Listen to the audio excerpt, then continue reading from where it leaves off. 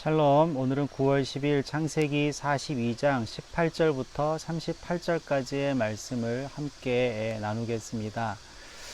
요셉이 그 형제들에게 한 가지 큰, 아주 매우 어려운 제안을 하게 되죠. 만약에 너희들이 정탐꾼이 아니라면 너희들 중에 한 명이 이곳에 인질로 남아있고, 그리고 너희들이 말한 그 막내 동생을 데리고 와서 나에게 보여라. 그러면 너희들이 결백함을 내가 인정해 주겠다라고 합니다.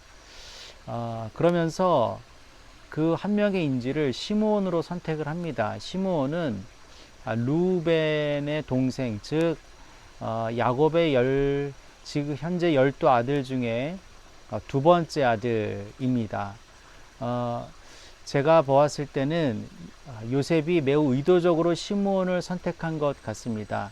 장남 르우벤을 선택할 수는 없고, 또 그 요셉이 팔릴 때도 그랬고 이후에도 그렇지만 르우벤이 그 역시 장남으로서의 역할, 리더십의 역할을 굉장히 많이 하게 됩니다. 그렇기 때문에 르우벤 바로 밑에 있는 라헬의 소생이죠. 야곱이 역시 굉장히 많이 아꼈을 법한 시므온을 인질로 묶어 둡니다. 그리고 그 나머지 형제들을 돌려보내죠. 근데 그 짐에는 여러 가지 먹을 것과 또 여러 가지 호의를 베풀어서 보냅니다.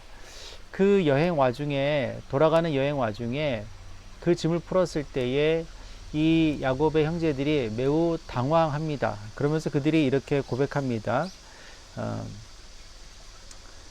하나님이 어찌하여 이런 일을 우리에게 행하셨는가?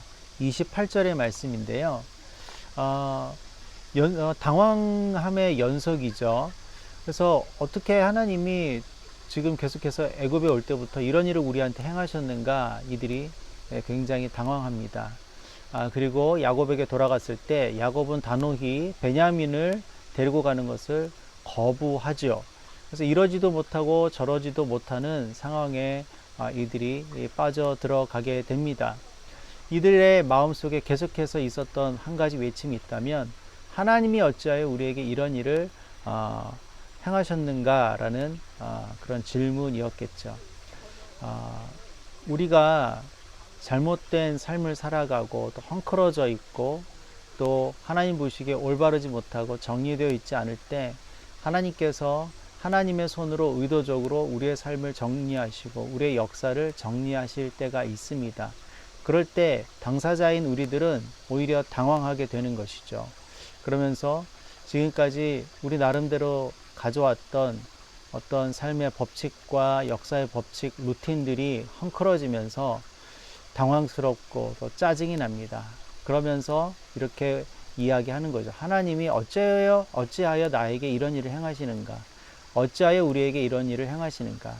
저도 이제 50대에 접어들었지만 한국의 50대 중년 남성들이, 기독교인들이 하나님께 제일 많이 이렇게 물어본다고 하는 우스갯소리가 있습니다. 하나님 도대체 나한테 왜 그러세요? 열심히 살았는데 가정도 마음대로 안 되고 일도 마음대로 안 되고 또 세상에 모든 것들이 자기 뜻대로 안 되고 아래 세대가 치고 올라오고, 또 더군다나 요즘은 코로나 때문에 많은 권위들이 흔들리고 이런 일들이 있지 않아요?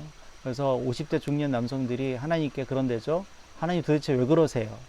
이것이 이때 당시에 야곱의 형제들의 고백이었습니다. 하나님을 향한 항의였습니다. 그러나 이것은 야곱의 형제들, 아들들 뿐만 아니라 야곱에게도 동일하게 있었던 질문이었을 것입니다.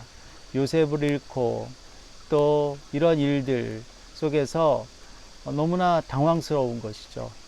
아마 야곱도 그랬을 것입니다. 하나님께서 어찌하여 나에게 이런 일을 행하셨는가? 그런 질문이 우리 안에 들어온다면 이제 하나님이 왜 그러시는지를 우리가 분별하고 깨달아 알아야 되겠습니다. 그리고 우리 안에 잘못된 것들, 헝클어져 있는 것들, 정리가 안 되어져 있는 것들이 있다면 스스로 하나님께서 강제적으로 하시기 이전에 우리가 스스로 정리하고 고쳐나가는 그러한 일들이 우리한테 정말 많이 필요할 것 같습니다. 어제 우연히 TV 한 프로그램에 이런 장면을 보았어요. 누구의 어느 연예인의 집에 가서 그 집을 이제 정리를 해주는 겁니다. 굉장히 많은 쓸모없는 물건들과 쓸모있는 물건들을 구별해서 쓸모없는 굉장히 많은 물건들을 버리고 그래서 공간을 확보하고 그래서 집을 정리해 주는 거죠. 그 연예인 가정의 안방을 정리해 줬는데 이 연예인 가정은 아이들이 여럿 있고 그래서 늘 아이들에게 공간을 내주고 실제로 이 엄마와 아빠는 자신들을 위한 공간이 한 뼘도 없어서 어느 날은 식탁에서 어느 날은 소파에서 어느 날은 베란다에서 자신들의 일을 봐야 하는 그런 처지였습니다. 그런데 이 집 정리가 다 끝난 다음에 이들이 안방에 들어갔을 때 자신들을 만을 위한 정말 놀라운 공간이 아름답게 꾸며진 것을 보고 이들이 그 문을 열자마자 눈물을 터뜨리고 막 감동과 감격의 울음을 터뜨리는 그 장면을 보았습니다. 우리가 스스로 정리 못할 때 하나님께서 하실 수 있습니다. 그러나 그것도 좋은 것이지만 우리가 한순간 한순간 매일매일 우리 삶 속에서 흐트러지고 좌로나 우로나 치우친 것들을 정리하고 또 다시 제자리로 돌려놓고 하나님의 뜻에 따르고 온전히 행하는 그런 삶의 습관들도 너무나 많이 필요할 것 같습니다. 그러면 누군가의 도움이 필요 없겠고 또 어떤 하나님의 강제적인 손길도 필요 없겠죠. 하나님이 도대체 우리에게 왜 이렇게 행하셨는가? 혹시 하나님이 나에게 도대체 왜 이렇게 행하시는가라는 질문을 갖고 계신 분들이 있다면 오늘 한번 시간을 내서 조용히 되돌아보시고 살펴보시고 정리하고 고쳐야 할 것들, 제자리를 돌려야 할 것들이 무엇인지 보시고 그리고 그렇게 행할 수 있는 용기를 가지실 수 있는 그 출발점이 될 수 있는 하루가 되시기를 함께 소망해 봅니다. 오늘도 복된 하루 되세요. 샬롬.